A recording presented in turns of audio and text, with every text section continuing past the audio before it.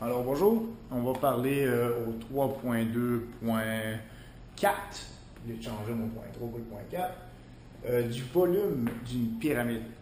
Donc avant toute chose, c'est important de faire la différence entre une pyramide et un prisme à base triangulaire. Okay? Pas parce qu'il y a un triangle que c'est une pyramide. Une pyramide a seulement une base et un bout qui est pointu. Tandis que le prisme à base triangulaire, ben, il y a deux bases, puis vous remarquez qu'il n'y a pas de bout qui est pointu ici. Okay? Donc là, on travaille vraiment avec des pyramides. Donc, pour trouver l'aire d'une pyramide, c'est, pas l'aire, excusez-moi, le volume d'une pyramide, ce sera le même principe que le volume d'un prisme, à une petite différence près. Donc, pour trouver le volume, on a besoin, pour commencer, de calculer l'aire de sa base. Donc, le volume de ma pyramide, ça sera comme le prisme, okay? On commence par calculer l'aire de la base. On remplit de l'eau, ça commence à aller dans le fond. Okay? Donc, l'aire de la base. Et ensuite, on le multipliera par sa hauteur, pareil comme le prisme. Donc, la hauteur de la pyramide, mais le fait que ça soit pointu, pareil comme dans le triangle puis le carré. Quand on calcule l'aire d'un carré, c'est côté pour côté, ou bien base fois hauteur. Puis quand on calcule l'aire d'un triangle, c'est base fois hauteur divisé par 2. Donc, on doit rajouter un divisé.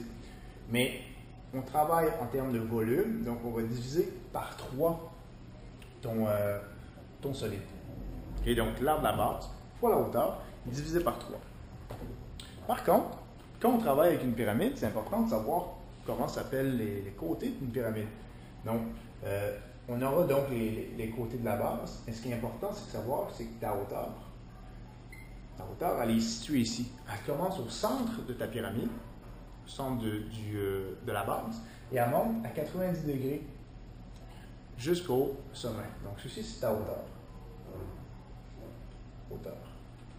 Et la petite pente qui est ici, on appellera ça l'apothème. L'apothème de la pyramide sera sa pente. Mais dans le cas du volume, on a besoin de la hauteur, on n'a pas besoin de son apothème. Donc, si j'y vais comme ça, il faut y aller avec un exemple. On a une pyramide et les côtés de la pyramide mesuraient, c'est une pyramide à base, mettons, rectangulaire, 5 cm ici. Elle mesurait 3 cm, non, excusez, je vais vous mettre 3 cm, pas pareil comme dans votre cahier, 3 cm, et c'est une pyramide à base carrée, donc 3 cm ici. Et ma hauteur mesurerait 5 cm. OK, la hauteur mesure 5 cm. Donc, je sais où retrouver ma formule, je n'ai pas besoin d'apprendre ça par cœur, mais je sais où la trouver. Donc, pour trouver le volume de ma pyramide dans l'exemple que je viens de vous faire, c'est toujours la même formule, c'est l'aire de la base fois la hauteur divisé par 3. Mais la base peut changer, parce que tu peux avoir des pyramides à base carrée, tu peux avoir des pyramides à base rectangulaire, tu peux avoir des pyramides à base triangulaire ou à base hexagonale, donc avec des hexagones, avec un polygone X. Donc, la formule de l'aire de la base va changer. Okay, donc, ici, je suis dans un carré, donc l'aire de la base, mais c'est quoi? C'est côté fois côté. Parce que c'est une base carrée. Si ça avait été une base triangulaire, base fois hauteur divisé par 2. Ça dépend toujours de ta base. Et ensuite, je la multiplie par ma hauteur, mais la hauteur, ici, bien entendu, la hauteur de la pyramide. Et je n'oublie pas de diviser par 3 ma réponse. Donc, le côté mesure 3. 3 fois 3. La hauteur mesure 5. 5. Et je n'oublie pas de diviser par 3. 3 fois 3, c'était 9.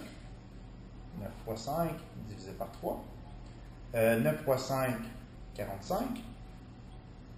Divisé par 3. Et 45 divisé par 3, ça fait 15. 15 quoi? 15 cm3. Donc, centimètres à la 3, parce que je parle de volume. Donc, je mets des à la 3. Et voilà, c'est l'aire d'une pyramide. L'aire de la base pour la hauteur divisé par 3. Faites attention à l'aire de la base qui peut changer. Ce ne sera pas tout le temps côté pour côté.